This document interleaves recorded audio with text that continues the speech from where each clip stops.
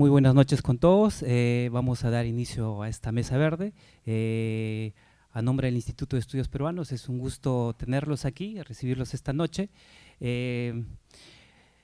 Esta mesa va a tratar sobre la construcción de los sistemas nacionales de educación pública en América Latina. En esta ocasión hemos invitado a Antonio Espinosa. La G es Grover Antonio Espinosa, para los amigos que ya lo conocemos hace años. La mesa nació de una serie de iniciativas que ya se vienen arrastrando hace algún tiempo en la Universidad Mayor de San Marcos, donde se viene trabajando todo un proyecto sobre políticas públicas en perspectiva histórica. Y Antonio Espinosa fue uno de los primeros especialistas en historia de la educación con quienes contactamos, y que estuvo con nosotros en el verano en este primer Congreso de Historia de la Educación. Y la idea era un poco ir, ¿no?, manteniendo las conversaciones y utilizando un poco el espacio que nos permite el Instituto de Estudios Peruanos para seguir difundiendo estos avances de investigación, así como también los futuros avances del Instituto Seminario de Historia Rural Andina, donde está anclado este proyecto de políticas públicas en perspectiva histórica. Entonces, esa es la intención de esta mesa, y el espíritu de lo que nos va a presentar a Antonio claramente apunta hacia eso. Entonces, sin más, yo voy a presentar brevemente a Antonio y también a los comentaristas que esta tarde nos acompañan, Mercedes Gisek y Alex Loaiza. Bueno, Antonio es profesor asociado de Historia Latinoamericana en el Virginia Commonwealth University de Richmond, Estados Unidos, donde enseña desde el 2008. Es licenciado en Historia en la Universidad Católica del Perú, recibió una beca Fulbright para realizar estudios de posgrado en los Estados Unidos, obtuvo su PhD en Historia de América Latina en Columbia University de la ciudad de Nueva York en 2007. Para Macmillan publicó la edición en inglés de su libro Educación y Estado en el Perú Moderno, Enseñanza Primaria en Lima, 1821-1921, en 2013. Antonio también es autor de numerosos artículos y capítulos de libros sobre historia intelectual y educativa del Perú y de América Latina. A principios de este año recibió el premio Robert L. Perry de la Asociación Nacional de Estudios Étnicos de los Estados Unidos en reconocimiento de su labor como educador. Actualmente se encuentra en Lima hasta fines de año, haciendo uso de un semestre sabático, investigando para su nuevo proyecto una biografía colectiva de los maestros de Lima en el siglo XIX. A continuación, Mercedes, que va a ser la primera comentarista. Ella es profesora principal y docente investigadora de la Facultad de Ciencias Sociales de la Universidad Nacional Mayor de San Marcos. Tiene un doctorado en Ciencias Sociales con mención en Sociología en la misma casa, donde además obtuvo la licenciatura en Antropología. Es magíster en Antropología por la Pontificia Universidad Católica, donde también obtuvo la licenciatura en Pedagogía. Actualmente es coordinadora del grupo de investigación Diseñando Perú en el Instituto Seminario de Historia Rural Andina en la Universidad Nacional Mayor de San Marcos. Ha publicado, entre otras cosas, Escuela Nueva y Antropología Aplicada, la educación rural en el Perú de las décadas de 1920 y 1930, que recoge los hallazgos de su tesis doctoral, y el libro Políticas Educativas Culturalmente Inclusivas, Red Huaycán Educa. Y a continuación, Alex Loaiza Pérez, que es profesor de Historia en la Universidad de San Marcos y también en la Universidad San Ignacio de Loyola. Él obtuvo la licenciatura y la maestría en Historia en la Universidad de San Marcos y en esta misma universidad fue director del Seminario de Historia Rural Andina. Actualmente es doctorando en el Colegio de México. En 2016 editó el libro La Independencia Peruana como representación, que salió bajo el sello del Instituto de Estudios Peruanos, y el año 2010 editó Trabajos de Historia, Religión, Cultura y Política en el Perú, siglos XVII al XX, con el fondo editorial de la Universidad de San Marcos. Bueno, la dinámica es sencilla. Antonio, hasta 30 minutos para presentarnos tu exposición, y a continuación Mercedes y Alex con hasta 10 minutos para ofrecernos sus comentarios. Entonces, Antonio. Buenas noches. Quiero comenzar agradeciendo al Instituto de Estudios Peruanos por darme la oportunidad de conversar hoy con ustedes, y especialmente al colega y amigo Marcos Garfias por la iniciativa de organizar este evento. Asimismo, aprecio mucho el interés de todos los asistentes y la gentileza de los comentaristas Mercedes Gisek y Alex Loaiza, quienes me acompañan hoy en esta mesa. Creo oportuno mencionar que mi presentación está basada en un capítulo que voy a publicar en inglés el año que viene como parte del Oxford Handbook of the History of Education. La construcción de sistemas nacionales de educación pública en Latinoamérica fue un proceso largo y complejo que involucró marcos políticos y actores sociales que también estaban evolucionando. Nuestro conocimiento es aún incompleto, reflejando los énfasis y vacíos en la investigación histórica. Los 4 temas que han recibido mayor atención historiográfica a nivel regional son el legado colonial, la educación en relación con la ciudadanía, los llamados estados docentes y la educación y su rol en la modernización. Bajo la dominación colonial, la educación fue administrada y financiada localmente, socialmente segmentada y provista en gran parte por el clero católico. En el periodo colonial tardío, funcionarios ilustrados se esforzaron por expandir, centralizar y hasta cierto punto secularizar la escolarización con resultados limitados. Aunque la mayoría de los países adoptaron sistemas políticos republicanos después de la independencia, el legado colonial siguió siendo influyente tanto en términos institucionales como conceptuales. La inestabilidad política y económica limitó la capacidad de los gobiernos nacionales para administrar y financiar las escuelas públicas, y los esfuerzos para utilizar la educación como un medio de control social generaron resistencia en los sectores medios y las clases bajas. Las condiciones socioeconómicas limitaron especialmente el acceso rural a la escolarización. A fines del siglo XIX, los gobiernos latinoamericanos iniciaron la construcción de sistemas de educación pública centralizada a nivel nacional, que los investigadores denominan estados docentes. Los gobiernos buscaron gestionar mejor los recursos humanos y materiales y reforzar la lealtad a la nación en un contexto caracterizado por el aumento de exportaciones, la urbanización y, en algunos casos, el incremento de la inmigración. Las élites centralizadoras también buscaban acrecentar su hegemonía, afirmando su autoridad sobre los poderes locales y los grupos subalternos. Una red preexistente de escuelas públicas descentralizadas, la creciente demanda por educación y el apoyo docente hicieron viable la centralización. Los estados docentes inicialmente proporcionaron más recursos para la educación, ampliaron la escolarización e intentaron profesionalizar a los docentes, mejorando sus condiciones de trabajo y estatus social. Al mismo tiempo, dichos sistemas centralizados homogeneizaron los planes de estudio y redujeron la influencia local en los asuntos educativos.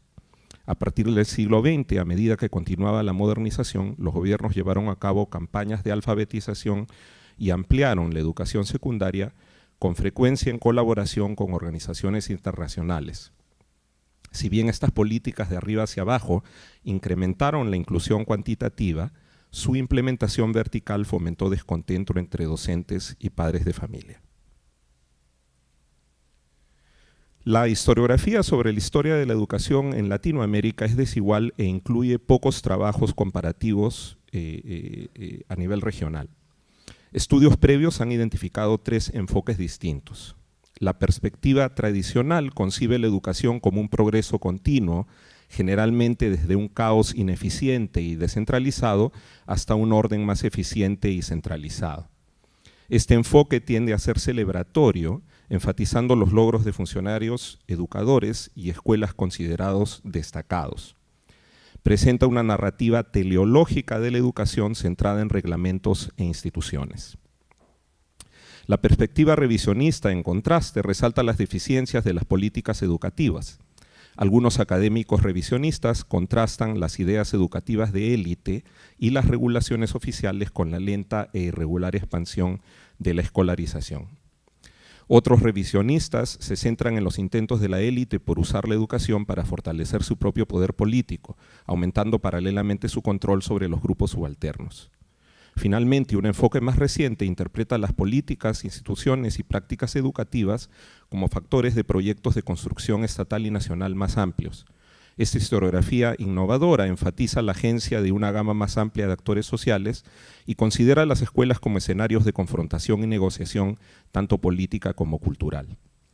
Algunos académicos han investigado los factores materiales y simbólicos que afectaron la demanda de educación, un tema que merece más atención. Otros estudios han examinado la construcción de roles de género dentro de la educación formal y la relación entre escolarización y alfabetización, asuntos ambos que también requieren más investigación. El legado colonial. El orden colonial dejó una huella duradera en la educación latinoamericana. Las coronas española y portuguesa confiaron a la Iglesia Católica el suministro de educación a la población colonial y la supervisión de educadores laicos. Aparte de la participación eclesiástica, la escolarización tenía objetivos políticos y prácticos, se concentraba en las áreas urbanas y estaba socialmente segmentada. La escolástica introdujo la recitación y el aprendizaje de memoria, métodos que han tenido una larga vida en la región. Los estados coloniales esperaban que la educación formara sujetos virtuosos, preparados para cumplir con sus responsabilidades sociales y sus funciones económicas. El clero legitimaba la soberanía divina de las monarquías mediante la enseñanza de la doctrina. Los sacerdotes también reforzaron el orden colonial inculcando la aquiescencia a las autoridades políticas y religiosas y promoviendo la deferencia a aquellos considerados de estatus social superior. Las sociedades coloniales eran corporativas, lo que significaba que los individuos tenían derechos y obligaciones legales diferentes y debían recibir una educación específica de acuerdo al orden social al que pertenecían. La monarquía española en particular dividió formalmente sus súbditos en españoles o europeos e indios. Gradualmente, las transformaciones sociales e ideológicas produjeron cambios en la escolarización, especialmente en el siglo XVIII. Las uniones interraciales y el sincretismo cultural llevaron al surgimiento de una jerarquía de castas multirraciales, lo que hizo que la segregación según el orden social fuera más difícil de cumplir en la práctica. Las familias mestizas adineradas podían enviar a sus hijos a escuelas oficialmente reservadas para los europeos y sus descendientes, mientras que la escolástica tradicional favorecía el conocimiento abstracto recibido de las autoridades antiguas y medievales. La Ilustración introdujo una concepción más ecléctica, empírica y utilitaria de la educación. Las monarquías ibéricas adoptaron esta nueva concepción con la expectativa de renovar sus dominios, utilizando mejor los recursos disponibles y civilizando, entre comillas, a la población para que fuera más laboriosa y disciplinada. Las coronas también intentaron ejercer un control más firme sobre el clero, influenciadas por el regalismo, una ideología que abogaba por la primacía real en asuntos eclesiásticos. La Compañía de Jesús, probablemente la más poderosa de las órdenes religiosas y con un amplio rol educativo, cuestionó dicho esfuerzo. En parte en respuesta a este desafío, en 1759 la corona portuguesa expulsó a los jesuitas de sus dominios y la monarquía española hizo lo mismo en 1767. Ambas coronas confiscaron los bienes de los jesuitas, asumieron control de sus instituciones educativas y las transfirieron gradualmente al clero secular y otras órdenes religiosas. Para algunos estudiosos, la expulsión de los jesuitas modernizó la educación superior, mientras que para otros se inició un declive de la misma, perjudicando la autoridad real. Dada la agitación política del periodo colonial tardío, hasta hace muy poco la historiografía tendió a ignorar los cambios ocurridos en la educación primaria e intermedia. Las reformas oficiales buscaron expandir la educación, aumentar la supervisión real, fortalecer la lealtad política y hacer que los súbditos fueran más productivos. Los reformadores criticaron el enfoque escolástico que incluía el castigo corporal, el aprendizaje de memoria y los modales cortesanos.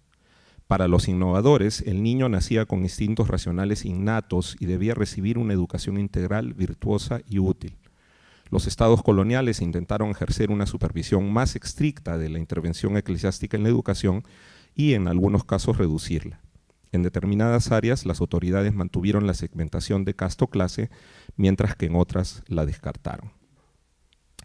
A fines del periodo colonial, por tanto, la educación primaria e intermedia ya mostraba algunas de las características conceptuales, administrativas y sociales que mantendría en las primeras décadas luego de la independencia. Intelectuales y educadores influenciados por la Ilustración pensaban que los niños nacían con instintos racionales que la enseñanza integral y bien razonada podía fomentar y moldear. Una educación civilizadora podría corregir los defectos que los niños hubieran desarrollado debido a una crianza deficiente, convirtiéndolos en adultos disciplinados y trabajadores. Si bien el clero católico tenía todavía un rol crucial en la educación, las autoridades políticas habían asumido nominalmente la responsabilidad de establecer los principios educativos básicos y de supervisar escuelas y maestros. Los programas de estudio estaban organizados por género y edad. Aunque la segregación efectiva de la escolarización en términos de estatus legal había disminuido, la segmentación por casta y por clase continuaba. En las zonas rurales, la población indígena continuaba siendo predominantemente monolingüe. La mayoría de la población, tanto indígena como no indígena, seguía siendo analfabeta. Educación y ciudadanía. Si bien la independencia provocó una transformación de los sistemas políticos, los cambios en ideas, métodos y prácticas pedagógicas fueron limitados. La concepción ilustrada acerca de los niños como seres inherentemente racionales y la educación como instrumento para remediar vicios y defectos continuaron siendo influyentes. La escolarización debía corregir no solo las inclinaciones morales y costumbres consideradas defectuosas, sino también erradicar la ignorancia y la superstición. En un contexto de inestabilidad, autoridades políticas y élites intelectuales continuaron concibiendo la educación como un medio de adoctrinamiento, inculcando virtud, templanza emocional y obediencia hacia las nuevas autoridades legítimas. Las élites también consideraban que el alfabetismo era una condición indispensable para ser un individuo mínimamente libre e informado, capaz de convertirse en un ciudadano de pleno derecho con acceso a votar y ser elegido. Sin embargo, la capacidad de leer y escribir no era una condición suficiente. El derecho a votar estaba limitado a los hombres adultos que no estuvieran desempleados o sometidos a trabajos forzados y, eventualmente, que cumplieran con determinados requisitos de propiedad e ingresos. Mientras que los estados surgidos de la independencia se fijaron la meta de expandir la alfabetización, varios grupos tales como menores y mujeres, esclavos y sirvientes, vagabundos y apostadores, quedaron formalmente excluidos del sufragio, incluso si aprendían a leer y escribir.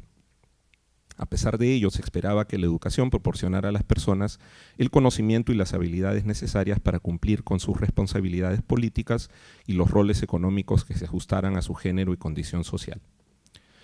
Hasta mediados del siglo XIX, la mayoría de los estados latinoamericanos dependían de las autoridades locales, el clero y educadores privados para la provisión de educación, ya fuera gratuita o no. Los gobiernos nacionales y provinciales proporcionaban subsidios limitados e irregulares a las escuelas públicas, dejando la mayor parte del sostenimiento y supervisión de las escuelas en manos de los ayuntamientos. Por dar un ejemplo, en la provincia de Buenos Aires, el gobernador Juan Manuel de Rosas llegó a cancelar todos los subsidios públicos para la educación en 1838. Aunque los gobiernos municipales tenían una larga existencia en América Latina, fue difícil para ellos cumplir con sus responsabilidades educativas. Con pocas excepciones, las autoridades nacionales alentaron al clero a seguir dirigiendo escuelas primarias, mientras los requisitos para obtener autorización para enseñar continuaron siendo mínimos. Por lo tanto, los conocimientos y capacitación de los educadores y los programas de estudio tuvieron niveles y contenidos diversos. La educación intermedia, fase de preparación tradicional para la universidad, se convirtió gradualmente en la escuela secundaria durante el siglo XIX. Desafortunadamente, estudios más analíticos acerca de la transformación de las escuelas de latinidad y los colegios coloniales en escuelas secundarias son aún escasos. En Chile, por ejemplo, en 1843, el gobierno nacional introdujo un plan de estudio secundario que ponía énfasis en la lengua y literatura latinas. El objetivo oficial era moldear una élite política virtuosa según los modelos proporcionados por la República Romana. Políticos y educadores que querían una escolarización más práctica, adecuada a las prioridades económicas locales, cuestionaron este paradigma. El gobierno reformó el plan de estudio secundario en la década de 1870, convirtiendo el latín en una asignatura opcional y privilegiando la gramática española, los idiomas modernos, las matemáticas y la historia nacional, entre otros. En la Nueva Granada, el plan de estudios del Colegio Privado del Espíritu Santo, fundado en 1846, combinaba el estudio del latín y de las lenguas modernas, junto con cursos de preparación para la universidad y otros de nivel propiamente universitario. El crecimiento de las economías de exportación y el consiguiente aumento de los ingresos fiscales alentaron a facciones ascendentes de la élite a introducir reformas educativas durante la segunda mitad del siglo XIX. La urbanización y su impacto y la creciente demanda por educación también fueron factores que requieren estudios adicionales. Los gobiernos nacionales asumieron mayor responsabilidad en el financiamiento y supervisión de las escuelas públicas y la capacitación de los futuros maestros. Los conflictos políticos entre conservadores y liberales se intensificaron. Mientras los regímenes liberales trataban de secularizar la educación pública en grados diversos a partir de la década de 1860, sus pares conservadores acogían a una nueva ola de órdenes católicas provenientes de Europa, las que recibían apoyo oficial para abrir escuelas primarias y secundarias. La iniciativa privada, a partir de mediados del siglo XIX, contribuyó a la diversificación de los programas de estudio. Los gobiernos abrieron escuelas normales para profesionalizar la enseñanza, recurriendo frecuentemente a la contratación de educadores extranjeros para organizar y administrar dichas instituciones. Algunas escuelas adoptaron las ideas pedagógicas de Johann Heinrich Pestalozzi, quien alentó el respeto por las emociones y el desarrollo naturales del niño, así como a las actividades educativas participativas, tales como lecciones prácticas y excursiones. Debido a las innovaciones introducidas en la vida urbana y al costo de asistir a las escuelas normales, los graduados de estas instituciones se mostraron reacios a establecerse en las zonas rurales. Y ese es un fenómeno general, no ocurre solamente en el Perú. Si bien la educación urbana se expandió, la rural se mantuvo estancada debido a la insuficiencia de fondos y la falta de maestros calificados. En países con grandes poblaciones indígenas que vivían principalmente en zonas rurales, estas siguieron en gran medida excluidas de la educación formal. La expansión de la educación urbana y la apertura de escuelas normales públicas favorecieron una creciente feminización de la enseñanza. Desde fines del periodo colonial, la retórica oficial sostenía que las mujeres debían ser educadas porque, al estar destinadas a ser madres, tenían una influencia temprana sobre sus hijos. Después de la independencia, políticos e intelectuales esperaban que las mujeres criaran buenos futuros ciudadanos y permanecieran formalmente excluidas de la arena pública. Las formas en que las mujeres enfrentaron la contradicción entre una retórica oficial de universalismo político y educativo y las realidades de acceso limitado a la educación y oportunidades socioeconómicas desiguales son temas que requieren mayor estudio. Durante la segunda mitad del siglo XIX, el número de escuelas primarias para mujeres aumentó y se abrieron nuevas escuelas secundarias femeninas, lo que originó debates sobre el nivel deseable de educación para ellas. En Buenos Aires, ciudad que experimentó un desarrollo económico excepcional en este periodo, existían varias escuelas profesionales y de comercio para mujeres.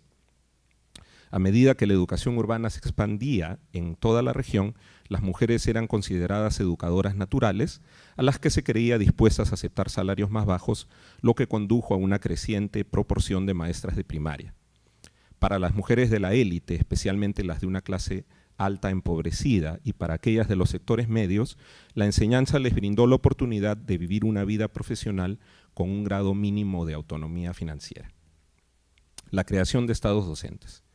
A fines del siglo XIX, los gobiernos centralizaron el sostenimiento y administración de la educación pública gradualmente. También expandieron su rol en la definición de los planes de estudio y la elección de textos para las escuelas públicas y privadas. El establecimiento de estados docentes estuvo motivado por factores económicos, sociales, políticos e ideológicos. Una gama más amplia de materias primas de exportación proporcionó ingresos fiscales crecientes que permitieron a las autoridades nacionales financiar la centralización, mientras que también confiscaron los recursos previamente manejados por los gobiernos locales. Los intelectuales influenciados por el positivismo europeo creían que una burocracia nacional, a diferencia de los poderes locales, administraría la educación pública de una manera más científica y efectiva. Las clases altas esperaban una mayor escolarización con contenidos y rituales homogéneos para mejorar la lealtad a la nación, especialmente en el caso de los inmigrantes y las poblaciones menos occidentalizadas. Las élites políticas nacionales también vieron la educación como un medio para hacer valer su autoridad sobre los poseedores del poder local, mientras mantenían bajo control a las masas populares emergentes. Las clases medias en rápido crecimiento y los maestros de las escuelas públicas apoyaron la centralización con la expectativa de mejorar sus condiciones de vida y sus chances de movilidad social. Los estados docentes aumentaron efectivamente la matrícula en la escuela primaria y el grado de alfabetización, aunque los niveles variaron de acuerdo a los países y las regiones dentro de ellos. En la primera mitad del siglo XIX, los niños que vivían en áreas remotas o que contribuían al sustento de sus familias no podían asistir a las escuelas. Más tarde, la urbanización redujo este tipo de costo de oportunidad de la educación, una tendencia que continúa en el siglo XX. El aumento de la inversión estatal en educación alivió la resistencia de las clases altas y los sectores medios a la tributación redistributiva. Los países más urbanizados, étnicamente más homogéneos y comparativamente menos desiguales, tales como Argentina, Chile, Uruguay y Costa Rica, lograron la transición a la educación masiva en las últimas 3 décadas del siglo XIX. A partir de la década de 1920, las tasas de matrícula crecieron más rápido en México, El Salvador, República Dominicana, Venezuela, Ecuador, Brasil y Perú. En los países más pobres de la región, las tasas de matrícula solo se aceleraron después de la Segunda Guerra Mundial. El aumento de la matrícula fue comparativamente parejo en términos de distribución de género. Educación y modernización. Una mayor participación estatal en la educación fue el primer paso para convertir la escolarización en un medio de modernización. El objetivo de crear una ciudadanía civilizada no se descartó, pero el objetivo educativo principal pasó a ser aumentar la productividad de la población, especialmente de las clases más bajas. De hecho, en algunos países la expansión de la educación pública fue paralela a la introducción de leyes transformando la capacidad para leer y escribir en un requisito más estricto para adquirir el derecho a sufragio. La definición oficial de modernización evolucionó a lo largo del siglo XX según las circunstancias nacionales y las condiciones internacionales. A principios de siglo, las economías orientadas a la exportación de materias primas coexistían con la economía de subsistencia y la pequeña pero creciente manufactura de bienes de consumo. La educación pública tenía que ser nacionalista, regenerativa y práctica. La escolarización estaba destinada a fomentar una mayor cohesión de la comunidad nacional, mejorando al mismo tiempo la salud e higiene de los estudiantes.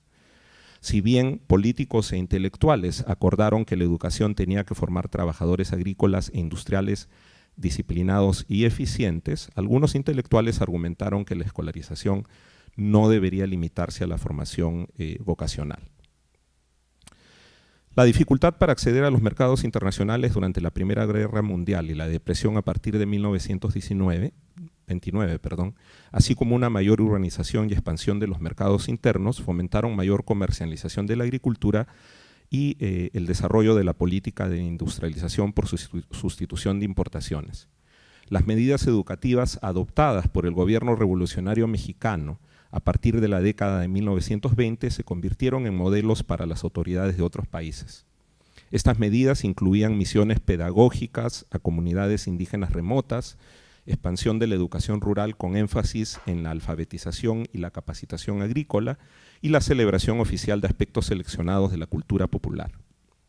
Las investigaciones acerca de las respuestas locales a estas iniciativas en México muestran que las escuelas se convirtieron en espacios para la negociación política y cultural.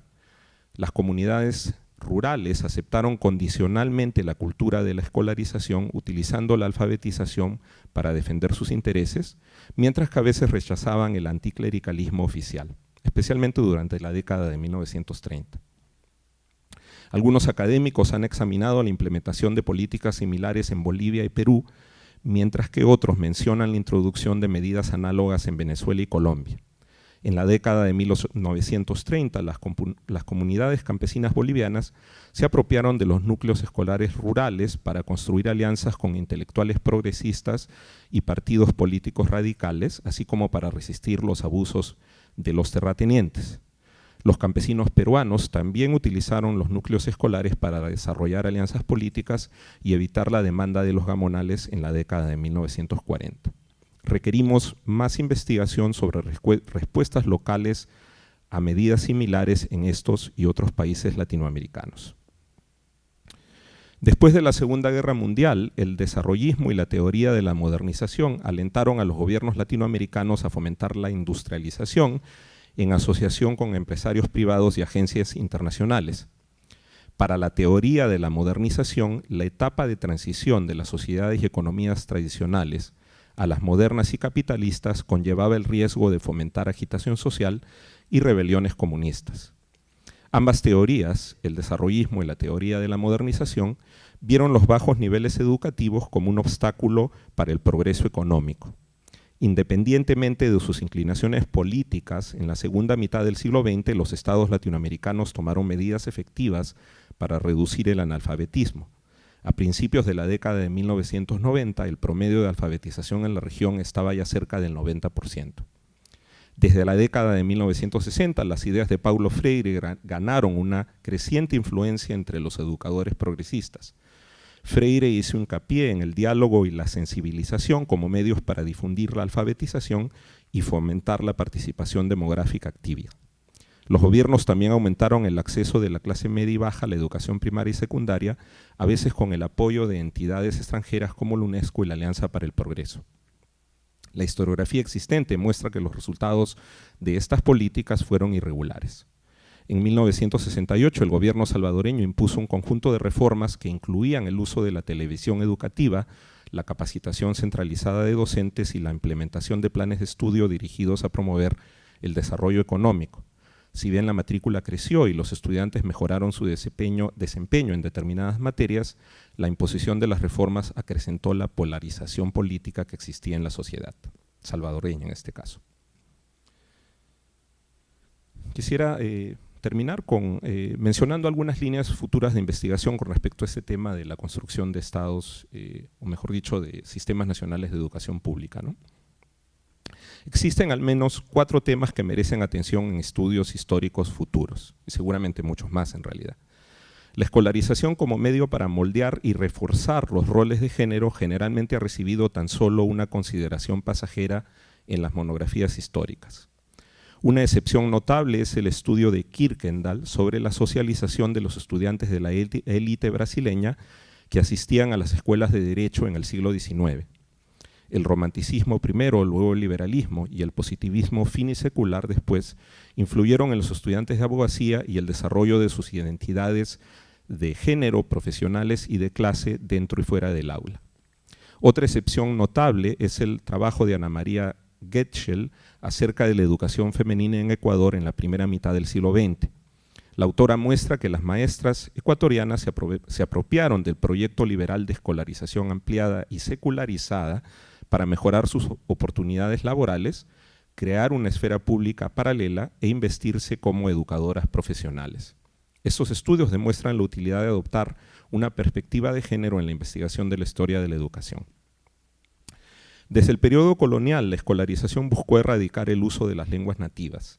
En la década de 1970, algunos gobiernos latinoamericanos comenzaron a revertir esta tendencia de larga duración introduciendo programas educativos bilingües. Todavía hay pocos trabajos históricos sobre la implementación de estos programas, las reacciones que provocaron y su evolución. También se necesita más investigación sobre la relación entre la escolarización y la alfabetización. Un estudio detallado de los censos poblacionales en Chile en el siglo XIX muestra que no hubo una relación directa entre la capacidad para leer y escribir de los adultos presentes en hogares individuales y el aprendizaje de las mismas habilidades en el caso de los niños de los mismos hogares. El mismo estudio demuestra que la ocupación no era una variable determinante para la capacidad para leer y escribir y que había diferencias significativas en las tasas de alfabetización al interior de ciudades específicas. La investigación cuantitativa basada en censos poblacionales, registros matrimoniales y militares y estadísticas de delitos muestra que en la primera mitad del siglo XX hubo una relación estrecha entre la expansión de escolarización y el aumento de las tasas de alfabetización en varios países de América Latina. Además, como es de esperar en sociedades estratificadas racialmente, la prevalencia de poblaciones y lenguas indígenas estuvo asociada con una expansión más lenta de la alfabetización en castellano.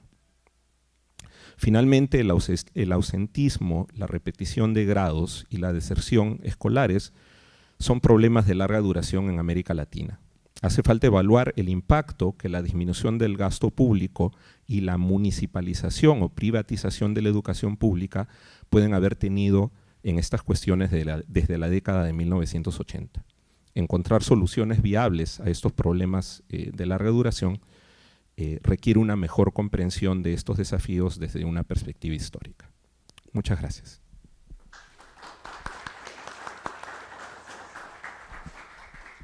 Buenas noches.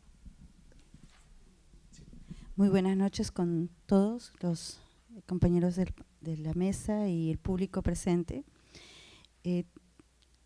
Yo vengo de la antropología, he hecho más bien una tesis doctoral con un enfoque metodológico más bien de la microhistoria, mezclándolo un poco con etnometodología, y he tratado de hacer algunos comentarios a partir de esta experiencia de mi investigación. Lo que he publicado en la tesis doctoral es de 1900 a 1930, pero en realidad yo he hecho una investigación más larga y llega casi hasta la década del 60.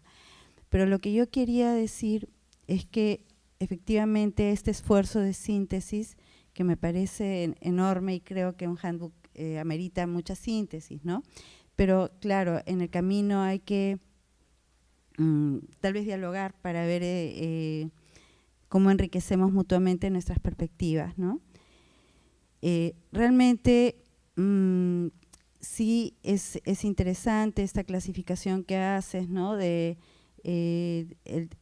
estos enfoques, momentos que planteas acerca de la perspectiva tradicional, esta perspectiva de la educación, las políticas como proyectos de construcción estatal, nacional, o solo resaltar deficiencias. Si efectivamente son cosas que a veces se mezclan en la propia cabeza de uno, porque muchas veces uno ve los defectos, uno ve, ve todas esas cosas, ¿no? Y sobre todo cuando lo que estás, como en mi caso, tratando de ver situaciones en un tiempo más corto y ves la posición de varios actores sociales en este juego, ¿no? Efectivamente ahí se ven las tensiones que luego se van a ir desgranando con el tiempo hasta afirmar un perfil que claramente implica la modernización para el caso del siglo XX, porque yo no he entrado al tema de la colonia en estricto senso, ¿no? Salvo para una entrada inicial. Entonces, efectivamente, creo que sí, esta problemática es de conjunto, ¿no? Vemos deficiencias, vemos cuestiones tradicionales, reglamentos, que finalmente en el siglo XX van a ir evolucionando un mayor énfasis al tema de las políticas, instituciones y prácticas como tú lo acabas de señalar. Efectivamente, la educación se pensó como inclusión, ¿no? Esa es una pregunta que yo me hacía también, porque justamente en mi tesis yo estaba preocupada de entender del siglo XX, de lo que yo conocí del siglo XX, cuáles eran las causas que habían generado, digamos, una propuesta educativa como la que había, por ejemplo, en la década del 70, la década del 60, ¿no? Entonces, ¿de dónde venía todo ello, no? Entonces, sí, tú señalas en el 70 el tema con los programas bilingües, pero para mí la problemática va de más atrás, ¿no? Incluso en la tesis yo lo trabajo, porque considero que hay, junto a ese enfoque centralizador del Estado, hay algo que es polisémico, ¿no? O sea, hay preocupaciones diversas. Hay que recordar que en el Perú hubo un indigenismo que estuvo de la mano con México y que influyó en el tema de política educativa indigenista. Entonces, creo que ahí hay que relativizar esto, que México lo instituyó y que luego vino el Perú, porque hubieron eventos conjuntos, ¿no? Entonces, ahí el enfoque yo sí lo he trabajado, lo tengo claro, aunque no sé si lo llegué a incluir dentro de mi tesis, pero definitivamente eso implica esta línea de trabajo, digamos, de esta inclusión de la población indígena, donde el enfoque centralizador está presente, ¿no? Efectivamente, la mano de obra que se requiere no solamente es que esté instruida, sino que comience a ganar dinero para que se vuelvan consumidores. Eso está clarísimo ya desde el comienzo del siglo XX. Entonces, era la idea de que cambien por medio de la praxis de ser consumidores. O sea, no está muy desarrollado, pero está dentro de algunos diálogos y ideas que yo he leído. Las demandas sociales de los indigenistas, sus propuestas, eran propuestas que albergaban tanto el problema de la tierra como el problema de la educación, ¿no? Ahí tenemos a un exponente muy claro, que es Encinas, que era abogado, que era pedagogo, que era antropólogo, y para él todo este tema estaba subyacente a la problemática, ¿no? Entonces él promovía muchas cosas y yo ahí las he desarrollado también en mi tesis, tratando de mostrar a un Encinas que cabalgaba a caballo, que se iba a recoger los petitorios como presidente del Instituto Indigenista y recogía los petitorios de la demanda de de las tierras, de reconocimiento, pero por otro lado él ya había tenido una larga trayectoria como normalista desde 1905. Entonces, ahí hay que entender que este reconocimiento de las comunidades campesinas es otro enfoque, ¿no? Que va de la mano, si quieres, con esta idea de instruir a la mano de obra, de darle capacidad adquisitiva, pero además de darle un reconocimiento individual y colectivo. El tema, bueno, no sé si estoy yendo en desorden, porque al final, bueno, la adopción de la perspectiva de género, claramente José Antonio Encinas lo trabaja en algunos textos que he logrado encontrar de él, donde él dice, ¿no? La normal de varones de 1905 era de un carácter secular, ¿no? Y la normal de mujeres estaba llevada por las monjas de los Sagrados Corazones.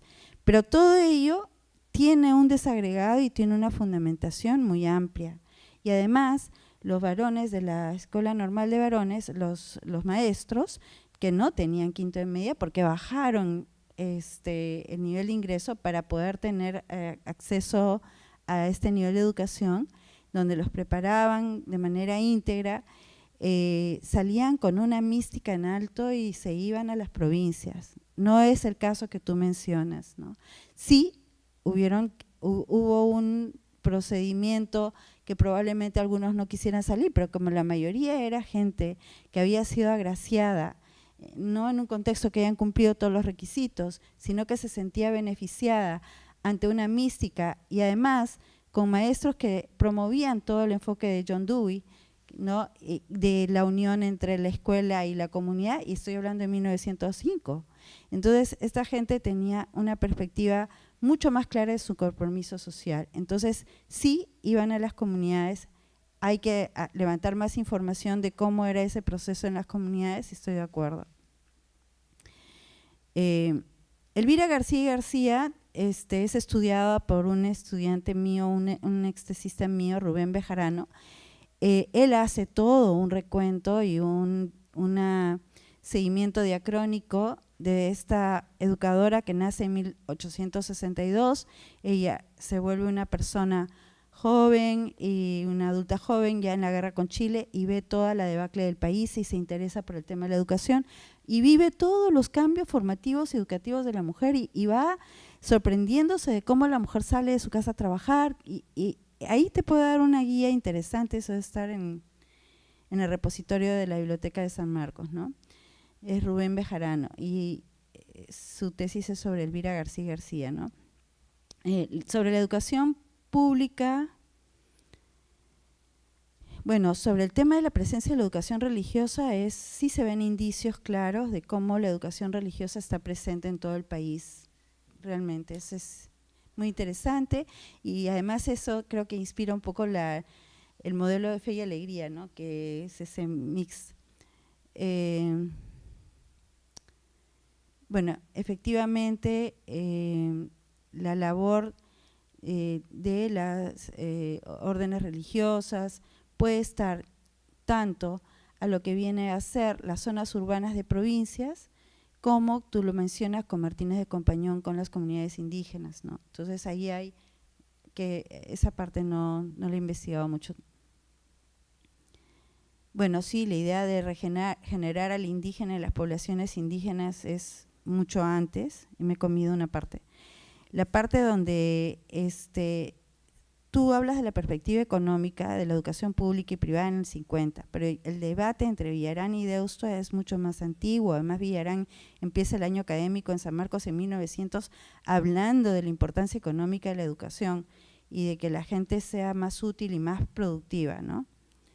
Entonces, ahí sí, incluso ahí yo remito a una polémica donde incluso incluyo a mi abuelo, que fue partícipe de esta época, ¿no? Castro y Oyanguren también intervienen, y entonces la polémica es bien antigua. Y lo otro es los núcleos educativos comunales, efectivamente estos núcleos se adelantan. Hay en Warisata una inspiración, pero luego esa inspiración pasa a formar un convenio en el año 48, ¿no? El enfoque de la escuela como espacios de negociación política y cultural, y eso ya lo trabaja Encinas, ¿no? En su libro La Escuela Nueva. Entonces él dice cómo hay que tratar a los niños, y él fue el gran maestro de los maestros, ¿no? Bueno, las misiones pedagógicas comienzan en 1900, ¿no? Con la agraria, con la policía, vienen de Bélgica, vienen de varios sitios, ¿no? Hacia las universidades, no solamente hacia las escuelas, ¿no? Hay que recordar que la reforma educativa del Cusco es una reforma que viene parte de la misión pedagógica, ¿no? Entonces es una reforma que viene hacia la educación superior, aunque fue de casualidad, no fue planeada así. El tema de John Dewey, ¿no? Este es un elemento que se conecta con Paulo Freire. Ellos se conocieron además. Entonces hay una línea, ¿no?, importante de lo que es, lo que Encinas también recogía, lo que en la Universidad del Cusco también se introdujo mucho, ya se enseñaba mucho a Dewey. Entonces es muy importante tenerlo en cuenta porque también él representa toda una época. Yo cité a Kloppenberg, que es un filósofo que él habla de las ideas progresivas que van de 1870 a 1920, en donde más bien hay una búsqueda de incorporación de la ciudadanía, de los pobres del campo a los beneficios de la república, ¿no?, de la independencia y toda esa lógica. Y entonces señala Kloppenberg claramente sobre esta coincidencia, ¿no?, esta coincidencia de intelectuales que a mí me permitió ir viendo las coincidencias en el pensamiento, en un arco de ideas en las cuales había un denominador común, en las cuales debatían, ¿no? Deusto y Villarán eran del mismo partido, pero tomaban posiciones distintas, ¿no? Pero todos en el afán progresivo, todos buscaban esta mejora. Tal vez concluir con algunas ideas, esta idea de la escala, no sé si la saqué, el desarrollo educativo del siglo XX, el proceso migratorio con la escala de aprendizaje oficial para toda escuela pública. Yo diría que la escuela rural en el Perú se enfatiza con el enfoque indigenista a una escuela un poco más abierta, ¿no? Entonces ahí no es tan lineal y tal vez, bueno, sí recuperar toda esta corriente indigenista, porque creo que la resistencia se da como un choque entre el enfoque economicista de las políticas hegemónicas, ¿no?, que justamente mientras que están aprobando leyes educativas más progresivas, se da pues la fundación del Banco Central de Reserva y comienza a haber un control del dinero que se invierte en educación, ¿no? Entonces hay todas esas tensiones también se viven acá, ¿no? Gracias.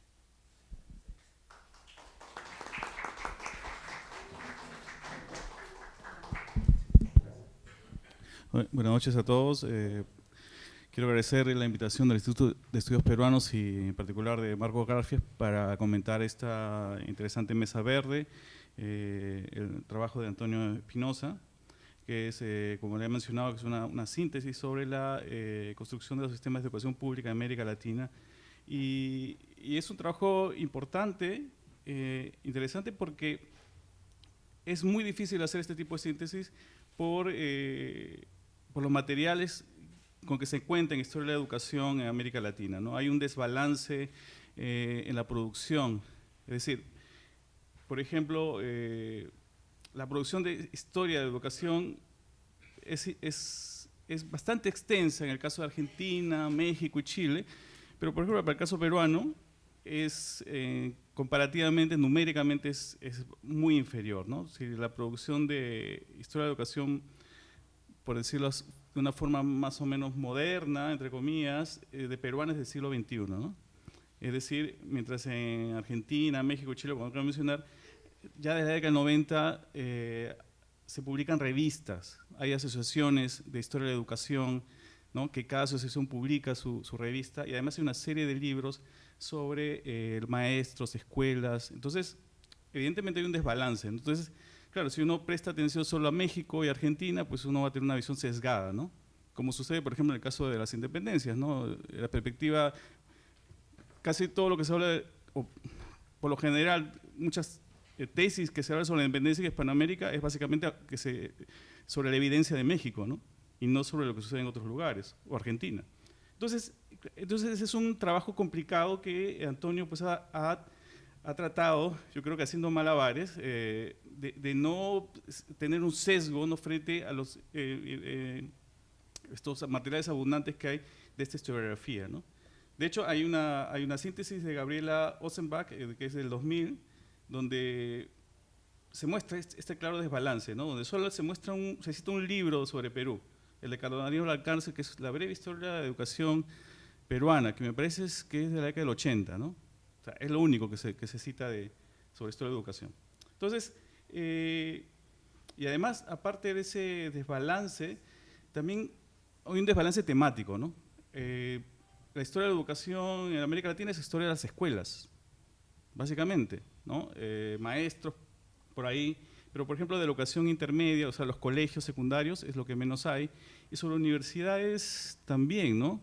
De hecho, a veces las universidades no se mencionan en estos balances o en estas visiones generales sobre la educación. Entonces, hay un sesgo hacia la escuela.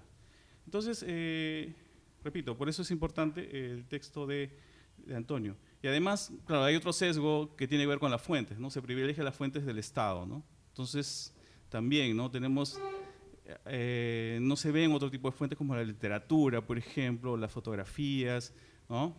Y claro, todo eso, repito, da un sesgo. Bien, todo esto, y ya aquí entro a comentar la presentación de Antonio.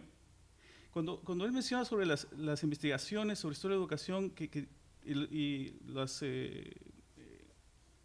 separa en esta tradicional, revisionista y esto de la educación como proyecto de construcción estatal, yo pensaba que, pensando ya en la historiografía peruana, de la educación ya del siglo XX, y me parece que sintetiza también las investigaciones peruanas, y sobre todo porque todas estas comparten de una u otra forma un mito, el mito de la alfabetización. Esta idea de que la alfabetización es la solución a los problemas políticos, sociales y económicos, ¿no?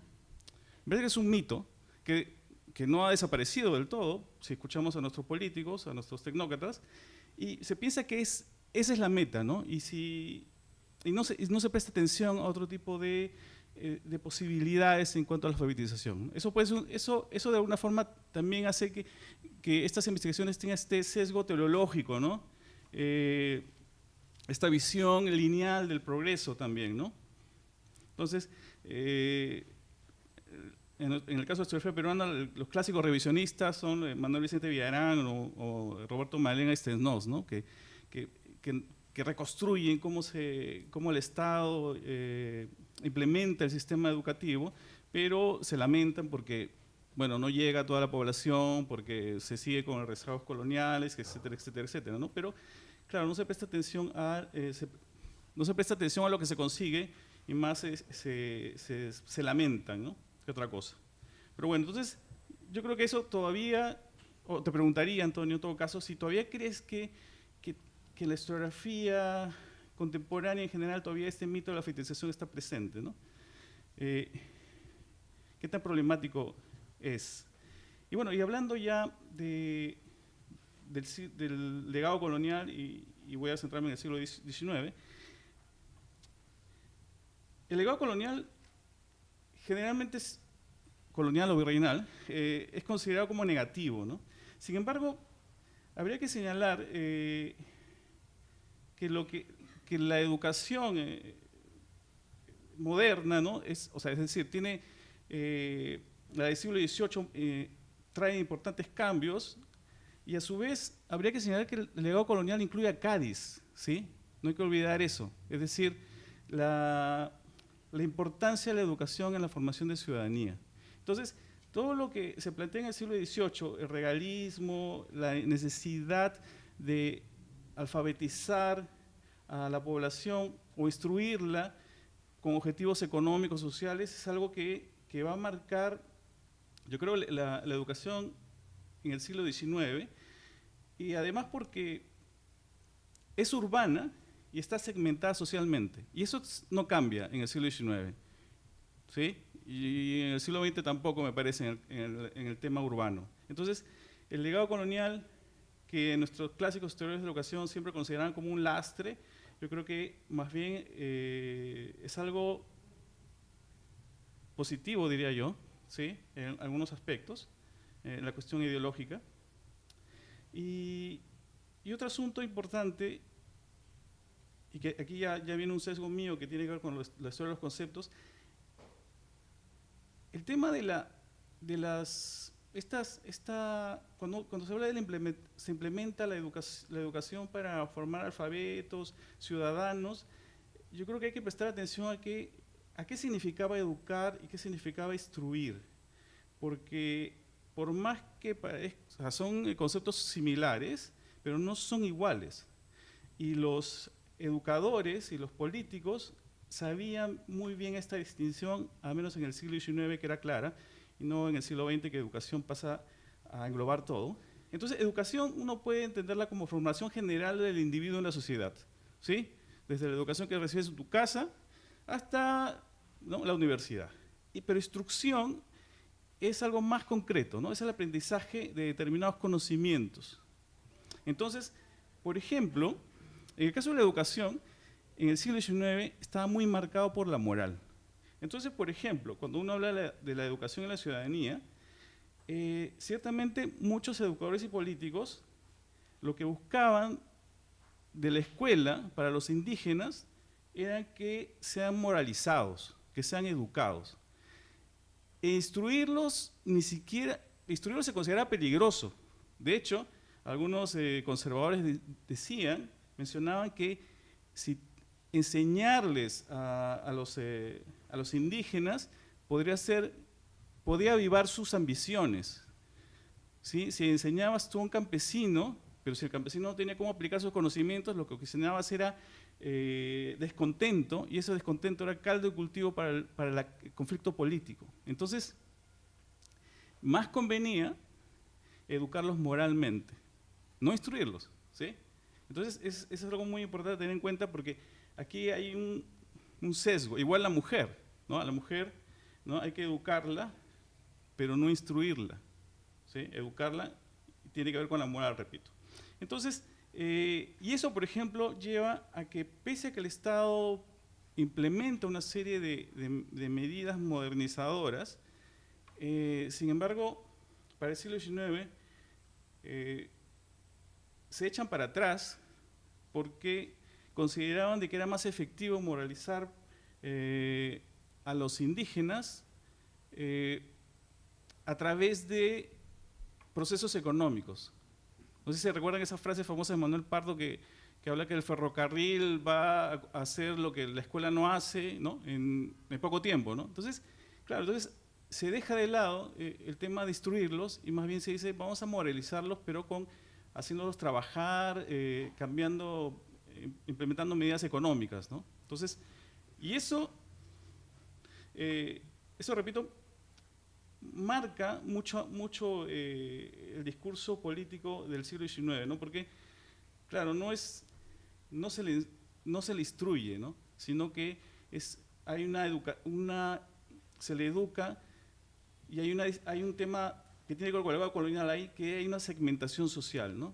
Entonces, al indígena, al sector popular, hay que darle dosificados ciertos conocimientos, ciertas cosas, pero a los sectores medios, a los sectores altos, sí, a ellos ¿no?, ellos tienen que entrar a los colegios, a las universidades, ¿no? Entonces, y en el caso de la mujer hay algo similar, ¿no? Entonces, ahí yo pondría duda, por ejemplo, sobre el tema de la modernización, ¿no? Entonces, cuando uno ve pensar la educación como una muestra o evidencia de que el aparato estatal está modernizando la sociedad. Porque finalmente uno ve que se expande la educación, pero se expande la ciudad, ¿sí? Es decir, el Estado no va muy lejos, es decir, va a las capitales. Lima va a las capitales de provincia, pero no entra más allá, ¿sí? Es decir, el aparato, estoy pensando siempre en Perú, no estoy pensando en otros países latinoamericanos, pero ahí hay que plantear en todos esos casos la duda, ¿no? Porque, o esta tensión, o cuestionar la idea de modernización, porque puede parecer muy positiva, pero si uno lo ve más de cerca, finalmente es una cosa urbana. Si uno lee los testimonios de Benjamín Cisneros, es este famoso informe sobre la educación en el siglo en Lima, él menciona, ¿no? Claro, tienes estudiantes que caminan horas y horas para llegar a la escuela o que trabajan en las chacras y no pueden ir. Y claro, uno encuentra testimonios similares para el siglo XX también, incluso hoy, ¿no? Entonces, claro, el Estado se moderniza entre comillas, pero se está atendiendo a lo que tiene cerca, es decir, atiende a las ciudades, ¿no? Entonces ahí más parece un proceso de demanda de esta población que llena las ciudades, que puebla las ciudades, y que el Estado lo único que le queda es tratar de atenderla, ¿no? Entonces, solo para quitarle de pronto esa visión demasiado positiva que puede sonar cuando uno habla de modernización de pronto, ¿no? Y bueno, eso es lo único que tengo que comentar, ya que no me queda tiempo. Muchas gracias. Bueno, muchísimas gracias, Antonio, Mercedes, Alex. Entonces, en verdad tenemos 15 minutos más antes que el instituto ya empiece a cerrar. Así es que abrimos a las preguntas y los comentarios. Gracias. Ante todo, buenas noches con todos los presentes. Sobre el último comentario de Garfias de la modernización en términos positivos, yo creo que hay que matizar bien el concepto de modernización, porque en esos años se entendía la modernización como un proceso de industrialización, pero a la vez como un proceso de desindianización. Entonces, si bien no se puede llegar hacia el indígena, ¿qué es lo que el Estado buscaba, ¿no?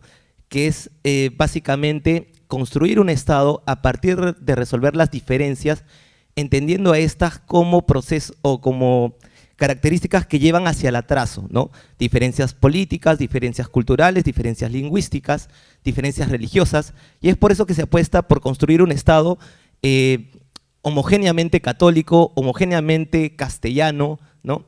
Y despolitizado, al menos para el gobierno de Odría, ¿no? Y respecto a otra cosa, sobre algunas líneas futuras de investigación, yo creo que sería interesante resaltar o analizar cómo es que se genera el proceso de la expansión de la educación secundaria, que es un tema muy interesante por cómo esta, en teoría, debería reducir las brechas de desigualdad, ¿no? O sea, supuestamente la educación primaria se masifica a inicios del 20, pero hay que atender también cómo se masifica la educación secundaria a mediados del 50 hacia adelante, ¿no? Y cómo estas pueden o no pueden, subrayando lo último, ¿no?, reducir las brechas de desigualdad. Otro punto interesante vendría a ser de cómo a mediados del siglo XX se apuesta por un desarrollo, como dice Antonio, ¿no?, industrial, basado en la proletarización de la educación. Estoy pensando en las grandes unidades escolares, ¿no?, y cómo estas realmente no pueden resolver el problema por un montón de dificultades, como el desborde, o como la mentalidad que tenían algunos escolares secundarios del progreso, ¿no? Ellos consideraban que el progreso era ingresar a la universidad y no tecnificarse. Y es por eso que muchos de ellos, y muchos padres también, no matriculan a sus hijos, ¿no? Hay testimonios, hay tesis escolares que hablan sobre eso, y sería importante resaltar, ¿no?, cómo la visión del progreso del Estado choca con la visión del progreso de los escolares, y cómo ambos se relacionan en entender que su progreso estaba basado en la desindianización. El Estado apostaba por una industrialización a partir de la tecnificación, porque eso, pensando en Drinot, significaba desindianizar al país, ¿no? Y en el caso de los alumnos, pensaban de que ir a la universidad no los convertiría en sujetos que elaborarían con las manos, porque eso les restaría estatus, ¿no? Digamos que esos puntos me parecen importantes a resaltar.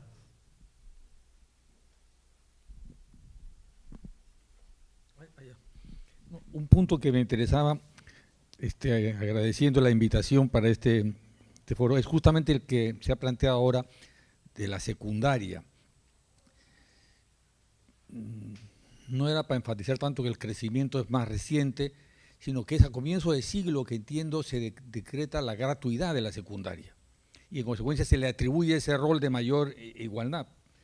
Y también me parece que es un factor que posibilita la mayor incorporación de la mujer.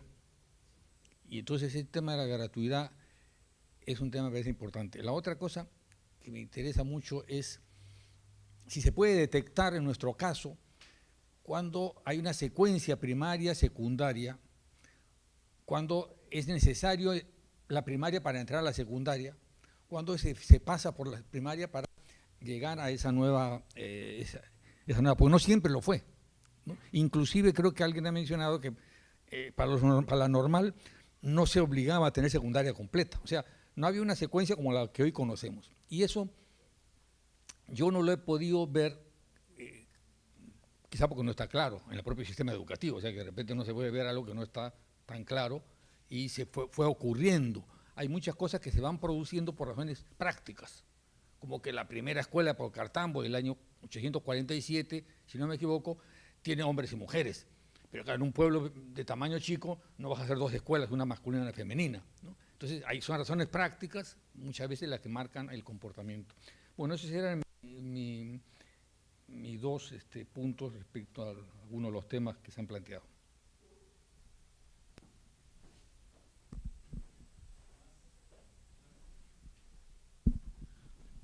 ¿Qué tal? Buenas noches.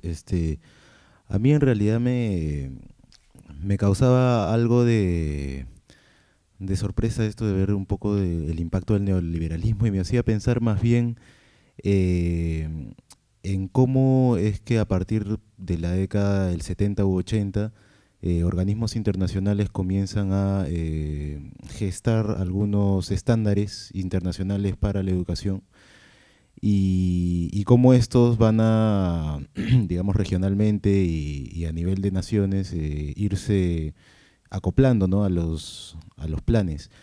Y eso lo pensaba porque cuando era niño yo estudié justamente en una escuela pública, la primaria, y justo en el año 96, recuerdo, nos agarró la modernización educativa de INFES, que así la llamaba Fujimori, ¿no?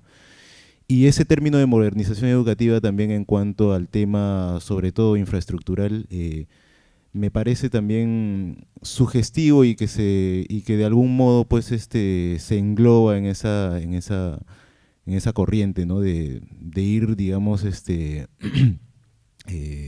implementando algunos estándares que han surgido de ciertas convenciones internacionales, ¿no? Pero esa era, digamos, una idea que me daba esto del impacto del neoliberalismo. Y nada, eso era lo que quería decir.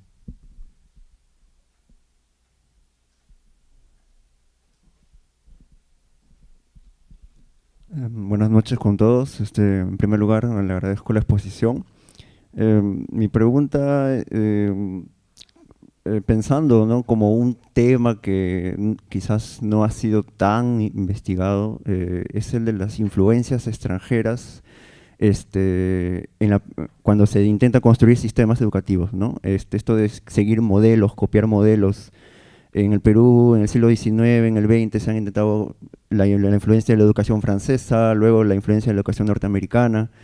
Yo siento que quizás aquí no se ha rastreado muy bien cómo es que han influido esos modelos. Creo que quizás hay más desarrollo en otras historiografías. En lo que he leído, por ejemplo, el caso chileno, hay un buen rastreo de cómo es que estas influencias a través de Bello, ¿no?, impactan y cómo son adaptadas, tomadas, asimiladas, implementadas en estos países, ¿no? Podría ser un tema quizás que no ha sido investigado y quizás me puede dar algunas notas de cómo es que ha sido tratado esto comparativamente, ¿no?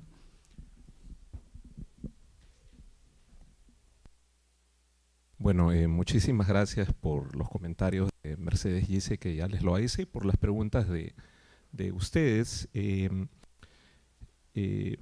creo que, como las preguntas muestran claramente, todavía hay mucho por hacer en términos de la historia de la educación, ¿no? Y en realidad, en este trabajo yo me he enfocado sobre todo en lo que es la construcción de sistemas públicos de educación a nivel nacional, pero en realidad hay otras variables dentro de la educación, ¿verdad? No he mencionado a los otros actores sociales que participan del proceso educativo,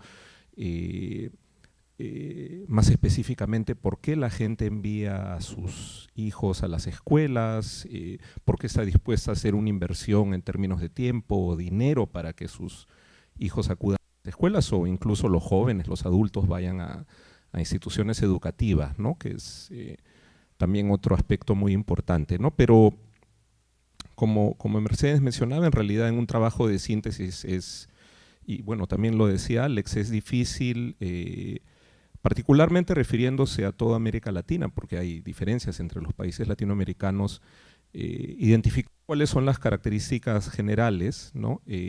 Sin caer dentro de los sesgos que puedan tener países con una mayor historiografía o determinados énfasis. Por ejemplo, por dar un ejemplo, ¿no? En el caso de la historia de la educación en México, ha habido mucha atención a lo que fue las políticas educativas tomadas de la Revolución Mexicana, ¿no? Hay una fuerte concentración de trabajos en ese periodo, ¿no? Entonces, bueno, efectivamente es un poco hacer malabares, encontrar un equilibrio entre las distintas historiografías, ¿no? Vamos a ver, la pregunta de Mercedes es sumamente pertinente, ¿no? ¿Se pensó realmente en inclusión? Yo creo que hay una preocupación por una inclusión cuantitativa, ¿no? Pero no necesariamente igualitaria en realidad. Y de cierta manera eso es algo que todavía vemos en la actualidad, ¿no? No es algo exclusivo de América Latina, también ocurre en los Estados Unidos. En los últimos años hay muchos políticos e intelectuales hablan de la importancia de la educación vocacional, que por qué tenemos tantos estudiantes a nivel universitario, no todos ellos van a encontrar trabajo, etcétera, ¿no? Entonces, para mí eso indica claramente que se privilegia lo que las clases altas o las élites consideran importante para el país, antes que las prioridades de las familias, de los propios estudiantes, ¿no? Entonces, como digo, hay una idea de cantidad, pero no necesariamente de igualitarismo, ¿no? Y eso apunta directamente también a la pregunta o al comentario de Alex acerca de este mito del alfabetismo, ¿no? Efectivamente, yo creo que en el Perú y en muchos países latinoamericanos se ve a la educación y al alfabetismo en particular como un medio de progreso. Yo podría decir que en los Estados Unidos, curiosamente, se ve a la educación como un medio de movilidad social, ¿no? Los prejuicios raciales o las desigualdades económicas se pueden superar mediante la educación, ¿no? Entonces son dos aproximaciones diferentes, ¿no? Pero en realidad son mitos, ¿no? Porque yo pienso que personalmente, ¿no? Y recuerdo haber leído un artículo al respecto, ¿no? Que en realidad la educación es un requisito indispensable tanto para la movilidad social como para el progreso de un país, pero no es una condición suficiente por sí misma, ¿no? Y yo creo que en ese sentido, por ejemplo, Mariátegui o los indigenistas tenían claro de que mejorar las condiciones del indígena en el Perú no era solamente una cuestión de instruir o educar al indígena, sino también de reformar el acceso a la tierra, ¿no? Entonces, sí, efectivamente hay un mito de la alfabetización, creo que ha sido cuestionado por algunos investigadores más recientemente en la historiografía latinoamericana. En muchos de los trabajos que cito en mi texto, por ejemplo, es claro que no hay tanto un énfasis en los resultados de las políticas educativas o las reformas educativas, sino más bien en el proceso propiamente dicho, ¿no? Porque creo que como historiadores, al estudiar los procesos de reforma, independientemente de los resultados, mejor dicho, al mismo tiempo que los resultados que dichos procesos puedan tener, entonces podemos ver cómo distintos grupos sociales están interactuando entre sí, cómo están tratando de interactuar con el Estado, o en algunos casos de apropiarse de proyectos estatales, etcétera, ¿no? Lo que señala Mercedes creo que es un asunto muy importante y tengo mucho interés de leer su tesis, ¿no? Esta influencia recíproca entre México y el Perú a principios del siglo XX es un tema, bueno, excepto el trabajo de Mercedes, por lo que ella comenta, que se ha estudiado poco, ¿no? Uno de los indigenistas mexicanos, por ejemplo, que llega al Perú primero en la década de 1920 y luego regresa ya como embajador mexicano al Perú, es Moisés Sanz, ¿no? Él establece relaciones muy cercanas con los indigenistas peruanos, por ejemplo, con Arguedas, pero también más tempranamente con Uriel García. Entonces, de hecho, cuando Moisés Sanz, este indigenista mexicano, muere en 1940, si no me equivoco, muere en el Perú como embajador mexicano. Y la delegación peruana al primer Congreso Indigenista Panamericano en Pátzcuaro en 1941, si no me equivoco, presenta varios trabajos, ¿no? Celebrando la figura de Moisés Sanz, ¿no? Entonces, es un tema que realmente amerita mucho más trabajo, mucha más investigación. Y el otro tema que mencionaba Mercedes, el asunto del consumo, yo creo que también es muy importante, ¿no? Es verdad que desde la óptica del Estado, pero yo diría que también desde la óptica de las comunidades campesinas, tener acceso a la educación es una oportunidad para poder interactuar o posicionarse mejor con respecto al Estado, pero también con respecto al mercado, ¿no? Entonces, eso es algo que merece mayor investigación. Hay trabajos, bueno, creo que como el de Mercedes para el Perú, o trabajos para Bolivia, pero no tantos para otros países, ¿no? Le doy toda la razón a Mercedes acerca de las escuelas normales. Yo creo que los normalistas de principios del siglo XX tienen una preocupación por el cambio social, por el progreso de la sociedad, pero yo me refería más bien a las escuelas normales del siglo XIX, ¿no? Y esa reticencia de los graduados de las escuelas normales, en el caso del Perú, por ejemplo, explica por qué los primeros dos intentos, particularmente el de la escuela normal que se funda en 1859, fracasan, ¿no? Porque los educadores de ese primer momento no quieren ir a enseñar a las provincias, ¿no? A ver, vamos a ver, creo que no me queda mucho tiempo. La cuestión del indigenismo, sí, es verdad, esto es algo que yo menciono, yo enseño una clase respecto al indigenismo latinoamericano en donde trabajo. Yo creo que los indigenistas estaban un paso adelante con respecto a los intelectuales no indígenas del siglo XIX, pero creo al mismo tiempo que los indigenistas tienen una posición muy problemática, ¿no? Porque por una parte quieren mejorar las condiciones de los indígenas, al mismo tiempo están de acuerdo en crear escuelas específicamente para indígenas. Entonces, ¿en qué medida? Y esto es solo uno de los problemas que creo yo tiene el indigenismo, ¿no? ¿En qué medida ellos quieren que los indígenas se conviertan realmente en ciudadanos como cualquier otro ciudadano no indígena? ¿O en qué medida al crear escuelas para indígenas y proporcionarles cierto grado de educación, pero habiendo asistido a una escuela para indígenas, los cristalizan como indígenas, ¿no? Les hacen más difícil salir de esa categoría con todo el estigma que eso conlleva, ¿no? En ese sentido, creo que los textos de Carlos Iván de Gregori, particularmente que se refieren a los indigenistas como un grupo de intelectuales que también en cierta medida exoticizan o esencializan, digamos, a los indígenas, creo que son acertados, ¿no? En el texto yo trato de mencionar, aunque no desarrollo mucho, cómo el concepto de modernización evoluciona a lo largo del siglo XX, ¿no? Hay distintas encarnaciones de este concepto de modernización. Voy a resumir rápidamente aquí. Totalmente de acuerdo con Alex. Yo creo que el legado colonial, una de las características del legado colonial es esta segmentación social que yo en el libro que publiqué en 2013 llamo un ideal hasta cierto punto ascriptivo, ¿no? La idea de que cada grupo social, incluyendo a las mujeres, a los indígenas, a las clases bajas, tiene que ser educado de acuerdo al destino que van a cumplir en el futuro, ¿no? O sea, para el Estado realmente la movilidad social no es un objetivo, ¿no? Y bueno, de pronto todavía no lo es ahora, ¿no? Pero ciertamente es una prioridad muy importante para las familias, ¿no? Entonces, en este libro que publica en el 2013 precisamente veo un poco algunos ejemplos de conflictos, ¿no? entre estudiantes y familias en torno a su aspiración a lograr la movilidad social y cómo eso choca con una posición mucho más rígida de parte del Estado, ¿no?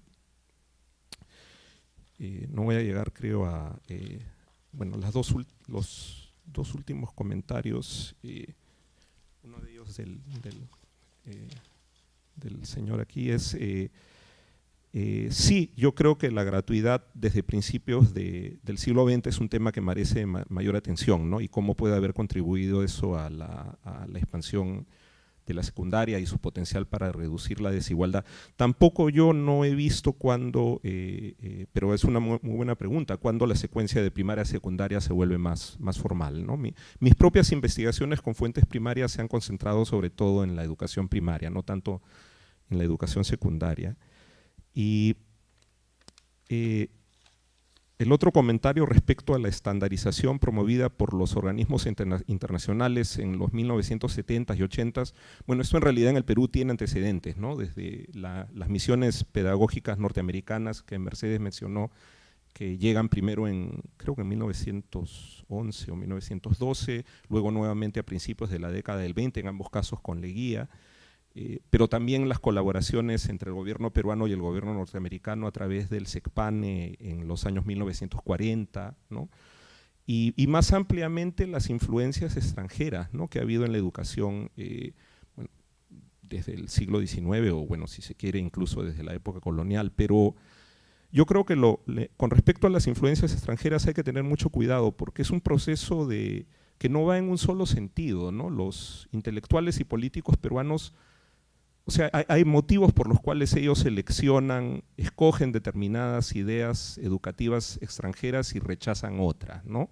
O sea, no es solamente una adopción automática o sumisa, ¿no? Hay un proceso de selección. Y yo creo que lo rico precisamente en estudiar la influencia de ideas extranjeras, en particular en la educación, es ver por qué se adoptan determinadas ideas y no otras, ¿no? En ese sentido, el libro reciente de Margarita Segarra, acerca de una educadora peruana, no recuerdo el nombre ahora, efectivamente, ¿no? María Jesús Alvarado, es un buen ejemplo de historia intelectual, porque precisamente Margarita Segarra ve cómo María Jesús Alvarado selecciona algunas ideas y sin embargo no está de acuerdo con otras, ¿no? Entonces no es un proceso de adopción automática. Ya solamente para terminar, en términos de la interacción entre el Estado y la población o las comunidades locales, hace poco leía un libro editado por Débora Poole y Vina Das, que se llama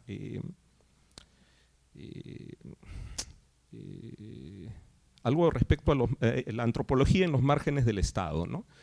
Y el capítulo introductorio menciona esta idea del Estado como amenaza y como garantía, ¿no? Y yo creo que esa idea es una idea que es particularmente aplicable en el caso de la educación, ¿no? O sea, yo creo que hasta hace muy poco, de repente incluso en la actualidad, es muy difícil para el Estado en América Latina realmente obligar a la gente a enviar a sus hijos a la escuela, pero la gente envía a sus hijos a la escuela, ¿no? Entonces, hay un motivo para que eso ocurra, ¿no? Entonces yo creo que es ahí donde se puede ver esta interacción entre Estado y sociedad, ¿no? Bueno, muchas gracias.